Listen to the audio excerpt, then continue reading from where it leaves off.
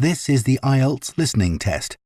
You will hear a number of different recordings and you will have to answer questions on what you hear. Section 1. You will hear a man interviewing a woman in the street about her use of transport. First, you have some time to look at questions 1 to 5.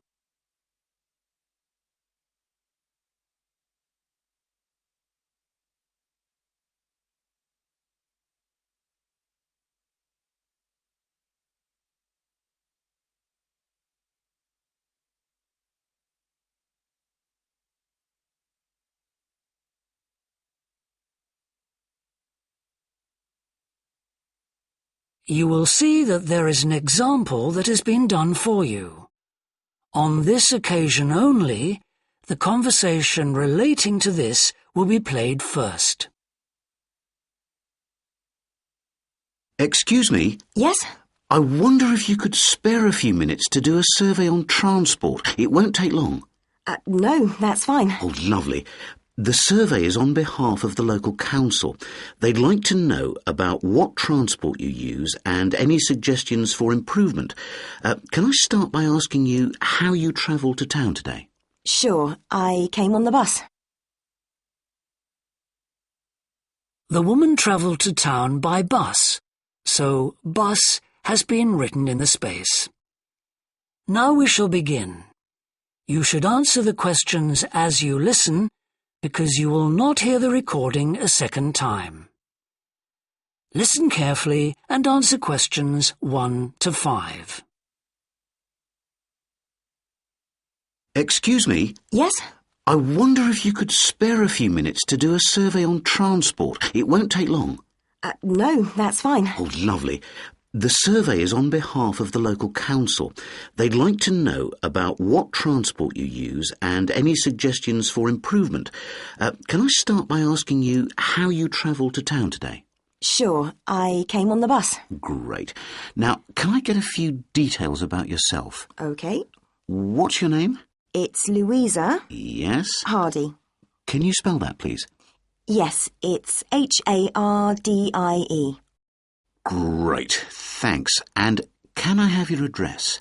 It's 19 Whitestone Road. Oh, right, I know that area. It's Bradfield, isn't it? That's right. Is the postcode GT7? It's actually GT8 2LC. Great. And could I ask what your job is? Are you a student? I've actually just finished my training. I'm a hairdresser. Oh, right. And one more question in this section. What is the reason for you coming into town today? Actually, it's not for shopping today, which would be my normal reason, but to see the dentist. Right. Thanks. Before you hear the rest of the interview, you have some time to look at questions 6 to 10.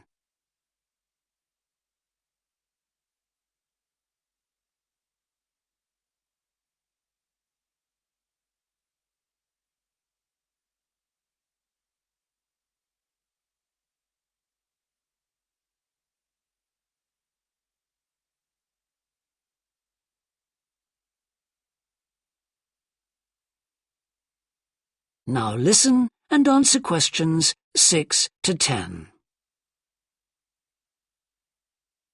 Now, in this last section, I'd like you to give us some ideas about the facilities and arrangements in the city for getting to and from work. Any suggestions you have for improvements? Well, something I've thought about for some time is that when I do walk and I'm doing a later shift, I think the lighting should be better. Yes, good point. And of course, I think it's a real shame they've been cutting down on the number of footpaths. They should have more of those. Then people would walk more. Yes, right. And I don't think there are enough trains. That's why I don't use them. You have to wait so long. Thanks. And finally, I'd like to ask your opinion on cycling. As you may know, there's a drive in the city to get more people to cycle to work. Right. But we realise that there are things which the council, but also employers, might do to help encourage workers to cycle to work. Yeah. Well, I have thought about it, and where I work there are no safe places to leave your bikes. OK. And also, I'd have to cycle uphill, and on a hot day I'd arrive at work pretty sweaty, so I think I'd need a shower somewhere at work. Right. And I suppose the last thing is that I wouldn't be all that confident about cycling on such busy roads. I think I'd like to see you offering training for that. You know, I'd feel a lot better about starting if that was the case. Well, that's very helpful. Thank you very much for your time. No problem. Bye. That is the end of section 1. You now have half a minute to check your answers.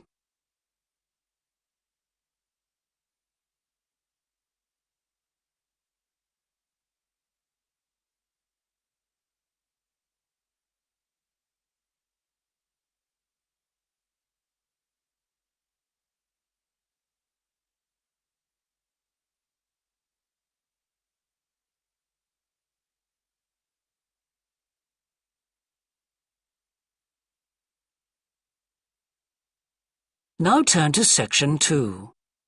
Section 2. You will hear a representative of a city council giving information about 2 new facilities which are opening soon in the city. First, you have some time to look at questions 11 to 14.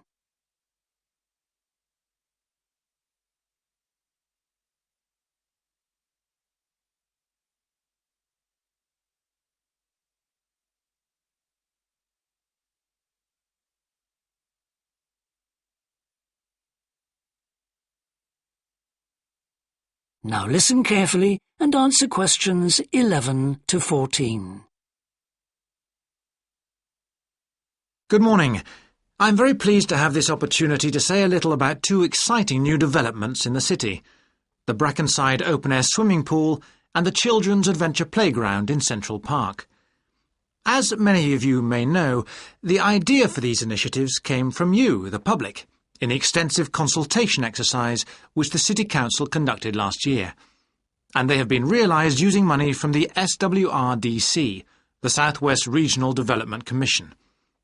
First of all, Brackenside Pool.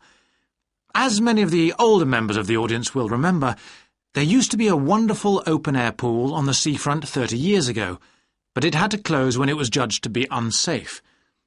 For the design of this new heated pool, we were very happy to secure the talents of internationally renowned architect Ellen Wendon, who has managed to combine a charming 1930s design, which fits in so well with many of the other buildings in the area, with up-to-the-minute features such as a recycling system, the only one of its kind in the world, which enables seawater to be used in the pool.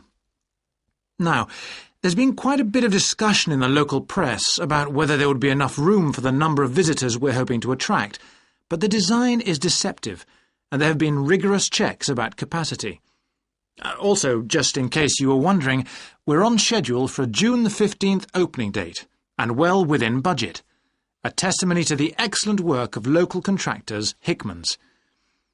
We hope that as many people as possible will be there on June the 15th. We have engaged award-winning actress Coral White to declare the pool open, and there'll be drinks and snacks available at the poolside. There'll also be a competition for the public to decide on the sculpture we plan to have at the entrance. You will decide which famous historical figure from the city we should have. Before you hear the rest of the talk, you have some time to look at questions 15 to 20.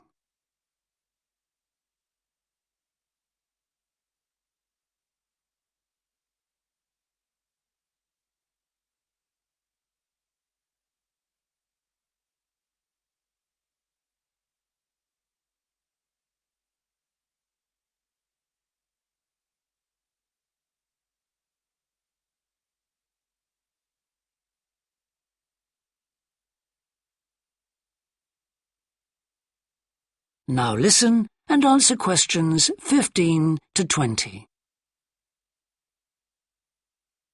And now, moving on to the Central Park Playground, which we're pleased to announce has just won the Douglas Award for Safety. The news came through only last week.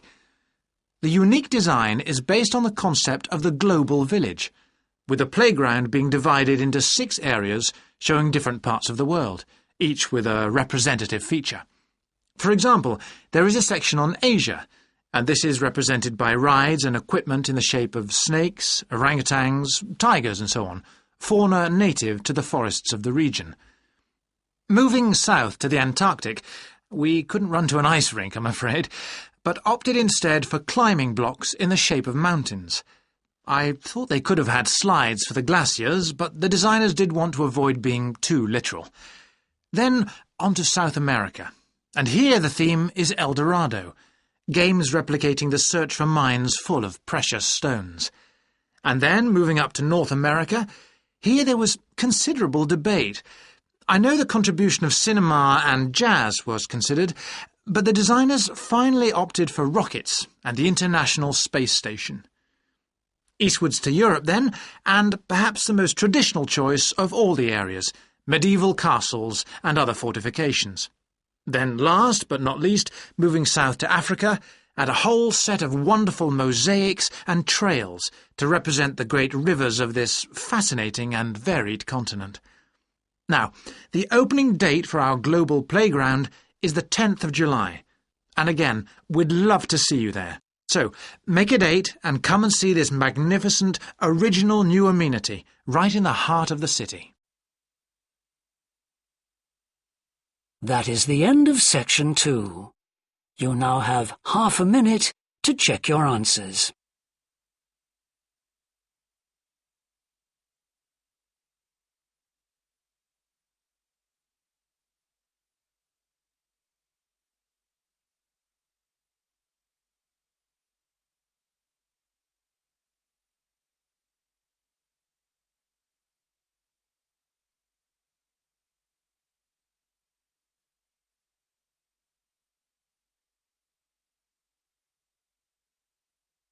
Now turn to Section 3. Section 3. You will hear two anthropology students called Victor and Olivia discussing their joint presentation about a Norwegian explorer called Thor Heyerdahl. First, you have some time to look at questions 21 to 24.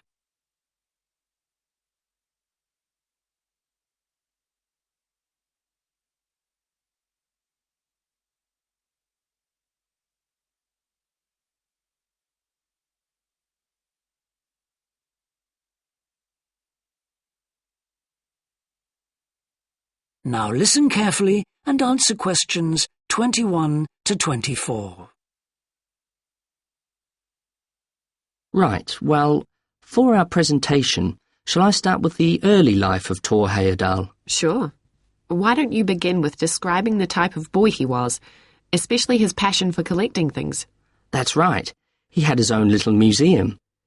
And I think it's unusual for children to develop their own values and not join in their parents' hobbies. I'm thinking of how Heyerdahl wouldn't go hunting with his dad, for example. Yeah, he preferred to learn about nature by listening to his mother read to him. And quite early on, he knew he wanted to become an explorer when he grew up. That came from his camping trips he went on in Norway, I think. No, it was climbing that he spent his time on as a young man. Oh, right. After university, he married a classmate, and together they decided to experience living on a small island to find out how harsh weather conditions shaped people's lifestyles. As part of their preparation, before they left home, they learnt basic survival skills, like building a shelter. I guess they needed that knowledge in order to live wild in a remote location with few inhabitants, cut off by the sea, which is what they were aiming to do. An important part of your talk should be the radical theory Heyerdahl formed from examining mysterious ancient carvings that he happened to find on the island. I think you should finish with that. Okay. Before you hear the rest of the discussion, you have some time to look at questions 25 to 30.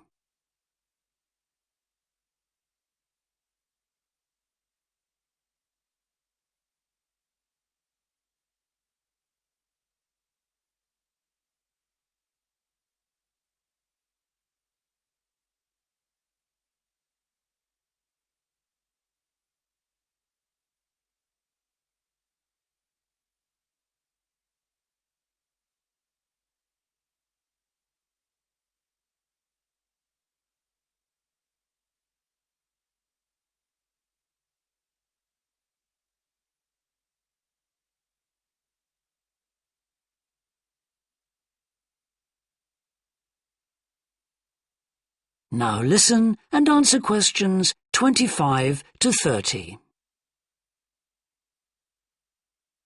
All right, Victor, so after your part, I'll talk about Tor Heyerdahl's adult life, continuing from the theory he had about Polynesian migration.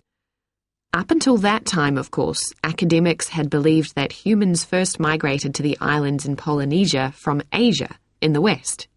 Yes, they thought that travel from the east was impossible because of the huge empty stretch of ocean that lies between the islands and the nearest inhabited land.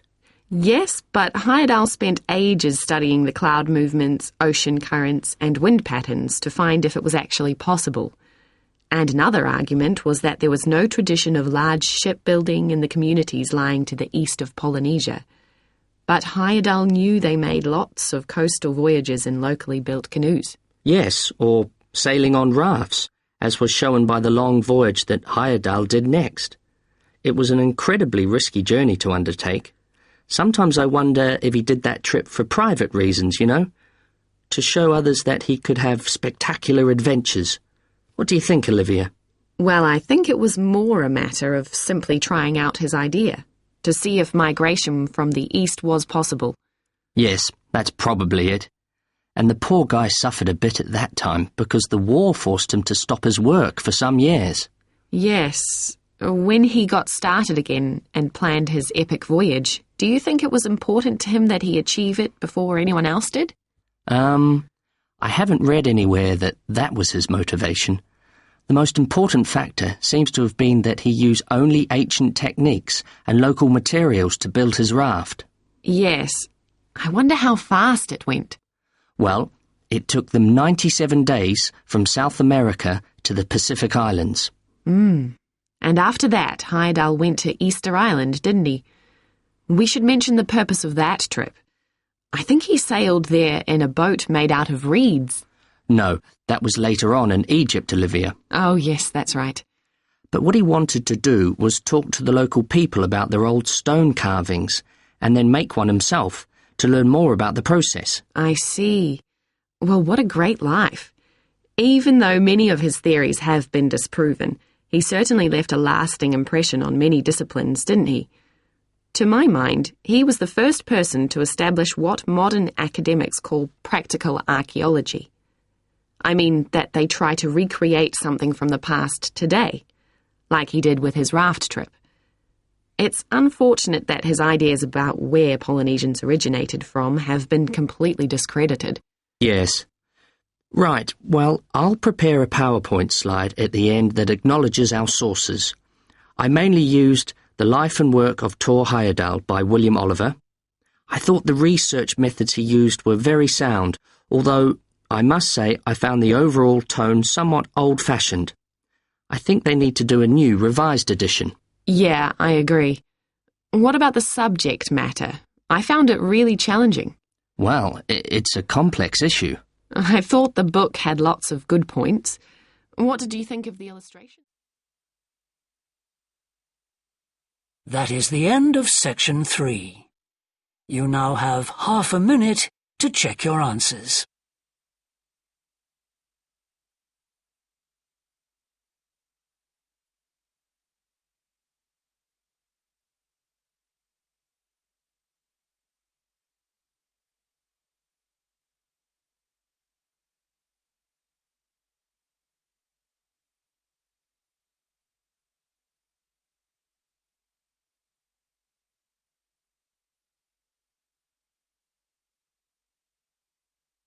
Now turn to section 4. Section 4. You will hear a business student predicting how management might change in the next few years. First, you have some time to look at questions 31 to 40.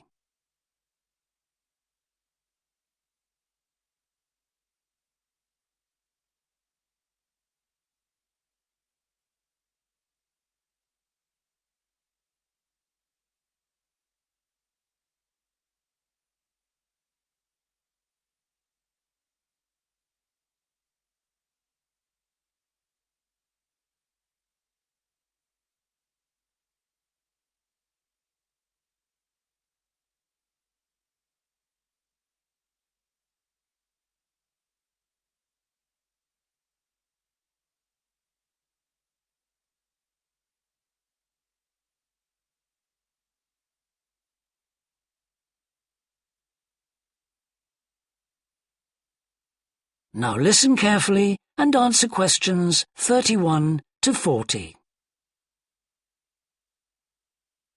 Well, I've been talking to managers in a number of businesses and reading surveys about the future of management.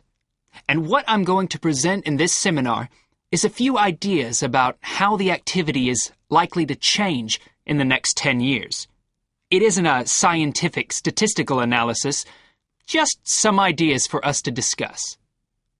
One area I want to mention is business markets, and I'm sure a really significant development will be a major increase in competition, with companies from all around the world trying to sell similar products. Consumers will have much more choice. For instance, food products sold in Australia might be manufactured in the USA, China, Finland, and dozens of other countries. At the same time, mergers and takeovers mean that governments are actually losing power to major global corporations. We can probably all think of companies that exert a great deal of influence, which may be good for consumers. A third point I want to make about markets is that in the rapidly expanding economies, such as India, China, Brazil, and Russia, demand is growing very fast. This is putting pressure on resources all over the world. I think businesses are becoming more open to external influences. In particular, companies are consulting customers more and more before making their business decisions. Companies are finding out what they want and providing it, instead of making products and then trying to sell them, which is the model of years ago. Another influence is that concerns about the environment will force manufacturers to extend product life cycles to reduce the amount of pollution and waste. And, in some cases, regulation will need to be strengthened. Many societies are much more fluid and democratic, and the structure of companies is changing to reflect that. I think we're going to see a greater emphasis within companies on teams created with a specific project in mind. And when they're completed, the teams will be disbanded and new ones formed. More and more people see work as simply one part of their lifestyle, and not the most important one. And as the workforce is shrinking in some countries, businesses are having to compete for staff instead of being able to choose among a lot of applicants. Typical examples that will attract and retain staff are traditional ones like flexible hours and, something that has been made possible by advances in technology, remote working, with people based at their home, abroad, or almost anywhere they choose.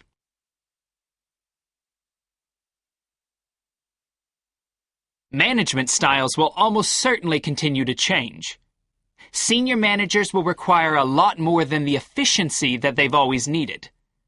Above all, they'll need great skills in leadership so that their organization can initiate and respond to change in a fast-moving world where they face lots of competing requirements and potential conflicts. In most of the world, the senior managers of large businesses are mainly men in their 50s and 60s. The predominant style of management will almost certainly become more consultative and collaborative, caused, above all, by more women moving into senior management positions. Many of the changes are influenced by developments in the wider economy. The traditional emphasis of business was manufacturing, and of course the service sector is very important. But we shouldn't overlook the growing financial contribution of IP, that is, intellectual property. Some books and films generate enormous sums from the sale of related DVDs, music, games, clothes, and so on. Another point I'd like to make is that although I've been talking about companies, one trend that they have to face is the move away from people working for the same employer for years.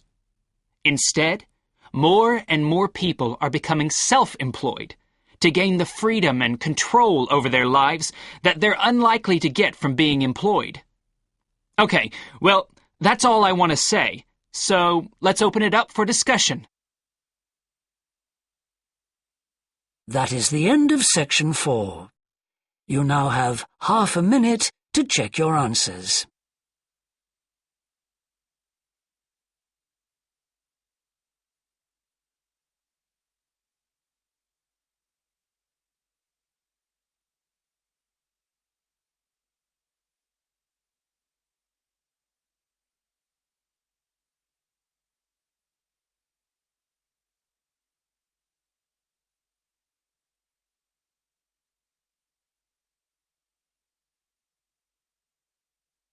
That is the end of the listening test.